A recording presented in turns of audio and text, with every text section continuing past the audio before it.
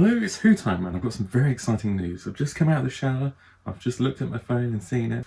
Oh, it's confirmed B&M sets for June this year. Now, these sets got originally leaked on the 15th on eBay. An eBayer by the name of Ken Barton 2012 put these sets up for auction. Then everyone loses their minds. Those of us who are very much firmly on the social media looking at Doctor Who things noticed this and we all went, where's this coming from? How's this guy got hold of them? Are these real? They look legit. They're in the legitimate packaging. Like, they gotta be real. But now, I'm recording this today on the 18th. It's just been officially announced by Character Options. It's on all the Doctor Who media channels. They are confirmed. Let's look through them. First up, we've got the Friends and Foe of the 13th Doctor set. Now this is featuring Yaz and Ryan, the two companions we were missing from the 13th Doctor era. These have been rumoured for a while. There were a few sneaky images lurking on social media before. They also featured in a Character Options unboxing video in the corner, hiding there. These two companions also come with a standard Judoon trooper from Fugitive of the Judoon.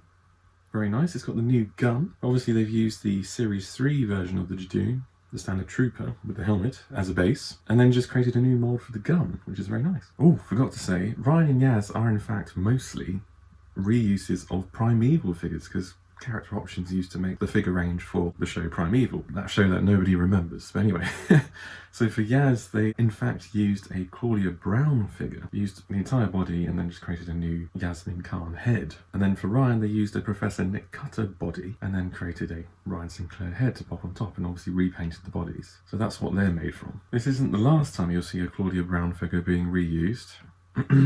Romana I. Next up, we've got a Companions of the 4th Doctor set. Now this is very exciting. These are basically completely new figures, but at the same time, they're not new figures. You'll see what I mean in a second. So kicking off this set, we've got Sarah Jane Smith as seen in season 12, mainly Genesis the Daleks and Revenge of the Cybermen. Now for this figure, they've used a Martha Jones figure from the Series 3 finale. So they used this figure as a base, obviously giving it a repaint and giving the figure a new head sculpt of a young Elizabeth Sladen. Amazing. And now we have a Sarah Jane Smith, so maybe they can use that head sculpt in other bodies and we could get a variety of Sarah Jane Smiths. Fingers crossed. Also in this magnificent set, we've got Romana I from the Key to Time season 16, played by the gorgeous Mary Tam. Now for this figure, I did mention this earlier with Yaz, they've actually used a Claudia Brown figure again for the body from Primeval.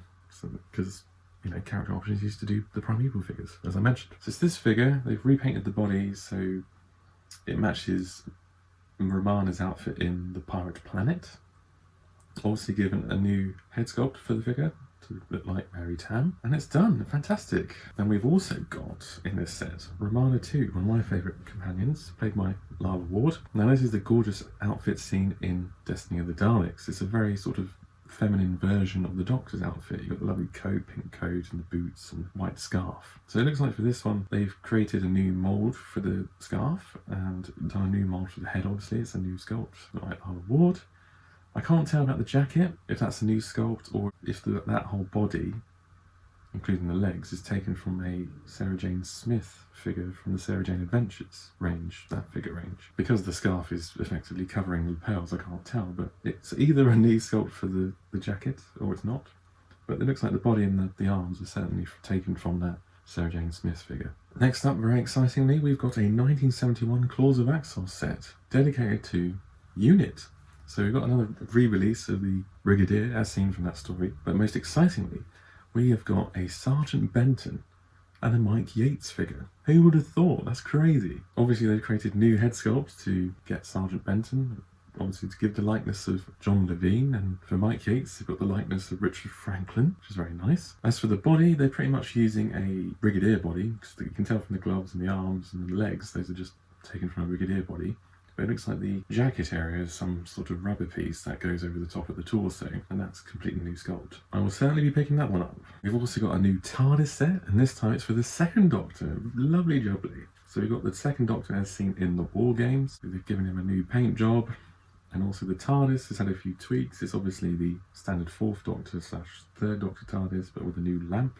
That's very exciting as well. I'll certainly pick that up. We've also got some nice re-releases of Daleks. We've got 2 History of the Daleks sets, one covering the Daleks from 1963 and the other covering the Dalek invasion of Earth from 1964. And these aren't completely straightforward re-releases, or mostly are, but on one Dalek in each set you can see that they've made the eye pupil a bit smaller to make it look like it's squinting, because the old Daleks used to have the ability to dilate their pupils. So that's quite a nice little variation, but it's a good opportunity to army build these Daleks, as it's quite easy to sort of miss out on these things. In the case of the Daleks, there was a sound effects version of it, and it was in the Dalek Collector's set, the first one, way back. In terms of Dalek Invasion Earth, there's one that turned up with the first Doctor in a double pack. One was definitely a sound effects Dalek. I can't remember the other one, but there was another set one that had, it was like a Dalek Saucer Pilot one. I think that was in the Dalek Collector set 2, actually. So yeah, that's a good opportunity to army build some Daleks, and undoubtedly there will be more History of the Dalek sets coming.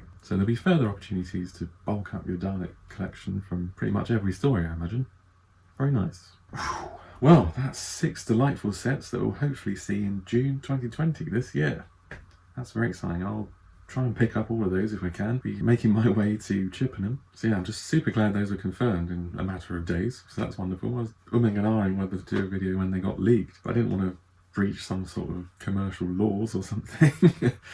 Or piss off a load of people, so I thought best to keep quiet. But I'm very glad they're actually real, so I can pick them up. Yes. Well, hopefully you like this video. If you want to see more, there's plenty more videos on my channel.